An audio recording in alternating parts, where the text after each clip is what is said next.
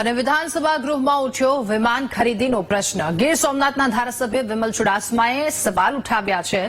સરકાર પ્રજાના પૈસે વિમાન ખરીદીમાં આ પૈસા નાખે છે। સરકાર પાસે 197 કરોડના ખર્ચે વિમાન ખરીદવાના પૈસા છે, પરંતુ સામાન્ય પ્રજાના પ્રશ્નો નિવારવા માટે સરકારની પાસે પૈસા નથી। વિમલ ચુડાસમાની આ પ્રતિક્રિયા। પ્રજાના રૂપિયા સરકાર પાસે 197 કરોડ 90 લાખ 22,000 અને 366 રૂપિયાનું વિમાન ખરીદવા માટે રૂપિયા છે, પણ આજે જ્યારે ખેડૂતોનું દેવું માફ કરવાનું છે ત્યારે સરકાર પાસે રૂપિયા નથી।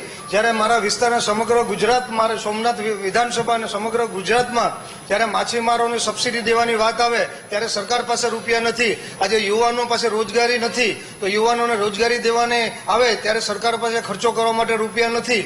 જ્યારે નાના વેપારીઓ હોય કે નાના ઉદ્યોગો હોય તો એને લોન, વ્યાજ વગરની લોન દેવાની વાત આવે ત્યારે સરકાર પાસે રૂપિયા નથી, પણ સરકાર પાસે ખેડૂતો પાસે રૂપિયા નથી, વેપારીઓને લોન દેવા માટે રૂપિયા નથી, માછીમારોને સબસિડી દેવા માટે રૂપિયા નથી, કે નાનો માણસ કોઈ ઘર બનાવતો હોય તો એને ખાલી 1.5 લાખ રૂપિયા ગ્રામ્ય વિસ્તારમાં દેવા માટે રૂપિયા છે, ત્યારે એમાં રૂપિયા દેવા માટે નથી।